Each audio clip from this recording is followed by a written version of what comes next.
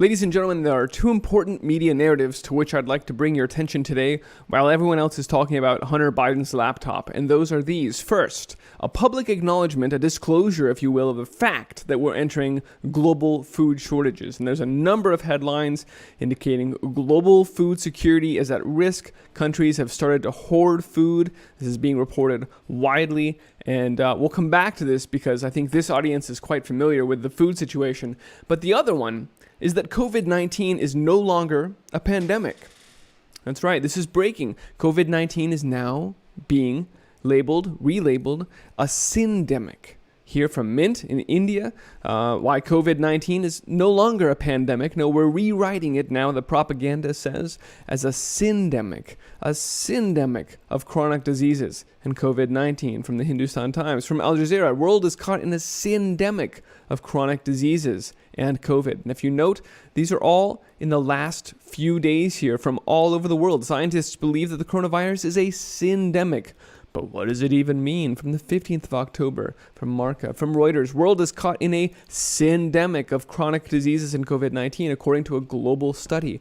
From whom does this global study come? Well, it comes from The Lancet, about whom we've spoken before because of their Eat Lancet Commission and the Planetary Health Diet, which advised that we should be eating vegetables and cockroaches in order to save the planet. But a little bit more on this. Urgent action, according to The Lancet, is needed to address this global syndemic of chronic diseases and social inequalities and COVID-19 to ensure robust health systems and healthier people.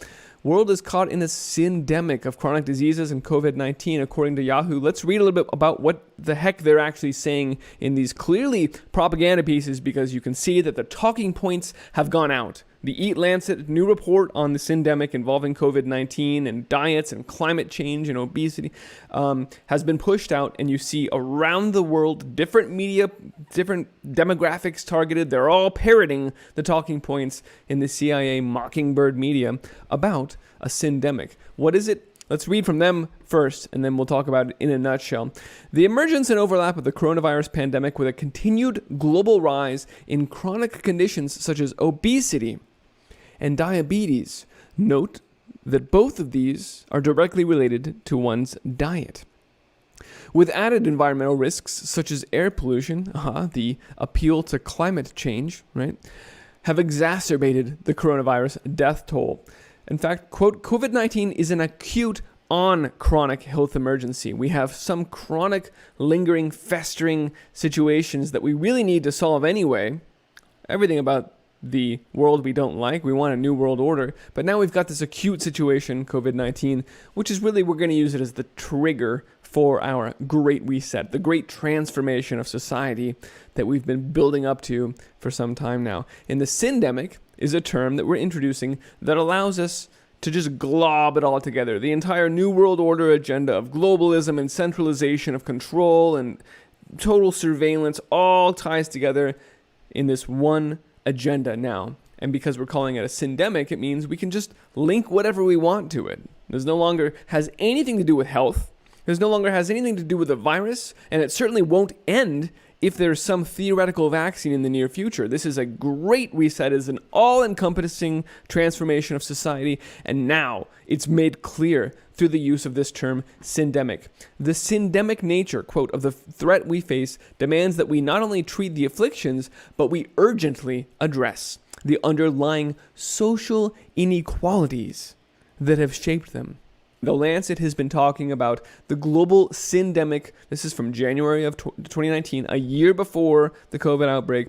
The global syndemic of obesity, undernutrition, and climate change. The Lancet has long been working to make the case that food was part of the agenda that needed to be controlled here. In fact, when you look at their introduction to the Eat Lancet Commission's summary report, right there they tell you, quote, food is the single strongest lever to optimize human health on the one hand and environmental sustainability on the other. And now, lo and behold, why is this such an insightful statement? Because the two crises in 2020 that we have facing humanity, global problems require global solutions, right? We know all the Klaus Schwab terminology, is a combination, a conflation now, a syndemic of climate change and then an outbreak, environmental sustainability and human health. And they're telling you the one single strongest lever we have to pull to solve these two crises is what you eat. And we're going to take control of that now too. We have to save the earth. Looking more deeply into what the Eat Lancet Commission calls the Great Food Transformation. This predates COVID-19 altogether. And I actually appreciate that they call it transformation instead of reset, because it tells you it's not a reset. It's not going back to traditional methods or to the way things were before. No. This is the new normal. This is a transformation, a changing of shape of everything you know about food, much like the Rockefeller Foundation called it. A fundamental transformation of the food supply. And Eat Lancet goes on to say that civilization, quote, is in crisis. We can no longer feed our population a healthy diet while balancing planetary resources. They like to say that we all need to be able to eat within planetary boundaries. Okay, so the Eat Lancet report has been focused on diet for a long time, and they even call it the diet that we'll need to eat now in the new Anthropocene, the era of man-made climate change. So they are solidly left. They're on that global warming alarmist narrative here, and they've been building from that foundation. But now that we have a syndemic, we can just transplant all of that agenda onto this new language here and push it through, given the planetary emergency of crisis and the syndemic and you see that this is all, this literally, the word syndemic is the glue that makes all of these agendas stick together, while we call it climate tracing and contact tracing and watch your sewage and all of these things, because we've got to monitor your diet so that we avoid future pandemics. The Eat Lancet report did make it clear. Here's the chair of Eat saying, quote, this is only a starting point, this planetary health diet. It's just a starting point for really large-scale change, for the fundamental transformation, which, of course, is urgent. Let's talk more about how they're linking these things together. From Fast Company, forget COVID-19. We have doctors now worrying about COVID-20, the COVID-19 syndemic. So you can see this has nothing to do with health whatsoever. The social inequalities, the poverty. Quote, COVID-20 is a large-scale crisis opportunity that is deeply enmeshed in social and environmental factors. Simply containing and mitigating a virus, that's no longer an option. No, we're talking about something different here. It's not even likely that a vaccine is going to be enough. What we need now, according to them, is a social vaccine. What the hell is a social vaccine? Well, we read into this. Eat Lancet writes, by a social vaccine, we mean a metaphor designed to shift beyond biomedical orientation of the health sector and onto the parts of the agenda we want to push now, namely social equality and social justice and universal basic income. You can read it down here. There's 4 foundational requirements. Number 1, a life with security demands a universal system to ensure employment and shelter. That's UBI, universal basic income, progressive taxation, international treaties to ensure security, globalism, opportunities that are fair. Number 2 includes universal free education, protection against discrimination, environments that enable healthy choices. Number 3, a planet that is habitable requires a zero carbon future. This ties back to Walmart decarbonizing their supply chains, demanding that farming and ranching be put out of business because it's dirty and antiquated and disease-ridden and full of carbon, which is bad for the environment. And instead, we're going to heavily fund now insect farms that are zero carbon and will feed the earth from bugs. And then finally, number 4, governance that is just means a universal franchise, robust political accountability. Yeah, sure. That's what globalists always want, right? Central communist governments are always highly accountable. I doubt it. They continue on, quote, a global social vaccine will enable a new way of living, a new world indeed that is healthy, just, convivial, and sustainable, I bet. It will inoculate future society against a return to a world growing less healthy, less sustainable, and less equal. So we read from the Lancet report themselves, we're not talking about COVID-19 or even a virus at this point. We're talking about the Great Reset, the resetting of the table, transforming fundamentally the food supply around the entire world, not just in the U.S., but it is the same language you'll note as we notice here in the Rockefeller Foundation's Reset the Table report, where they talk about achieving a shift to an equitable system by directing funding with priority to Black, Indigenous, and people of color.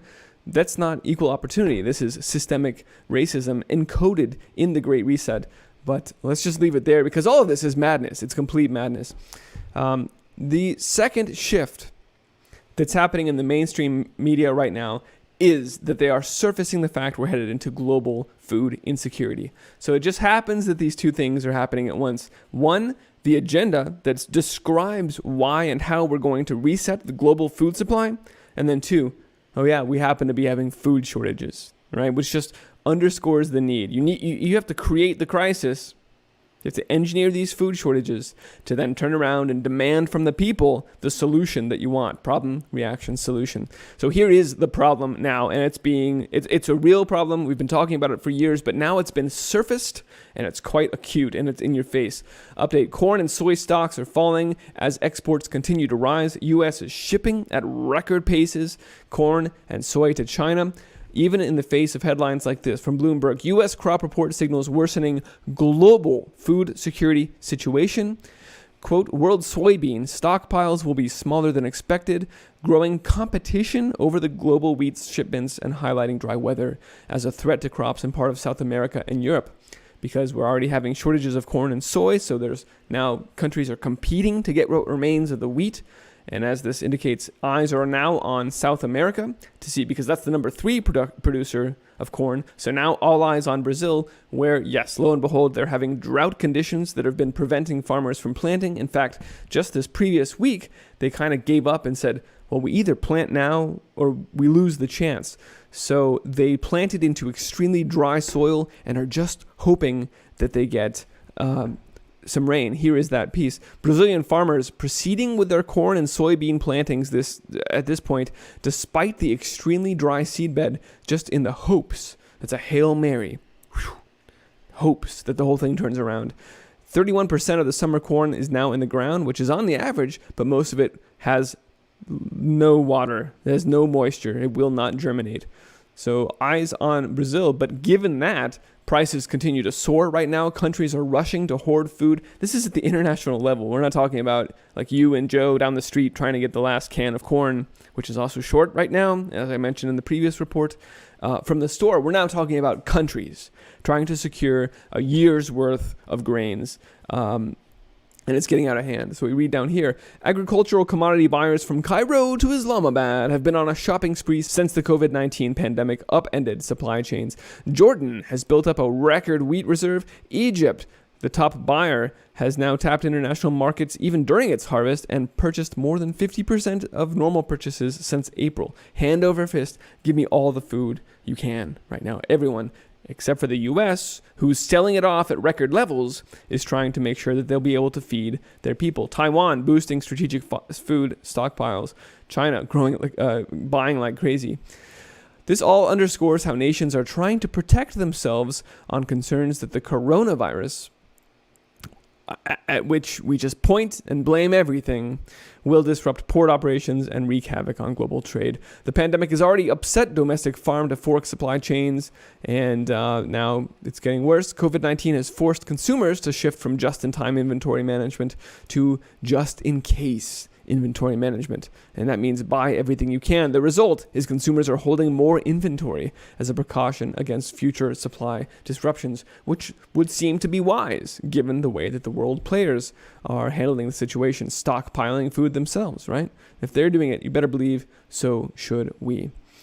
Now, ladies and gentlemen, Brazil just dropped all tariffs on corn and soy meal purchases in an effort to keep their own food prices down. Quote, Brazil will suspend tariffs on corn and soy imports from countries outside the trade bloc until early next year to help reduce food prices. Don't even worry about the taxes.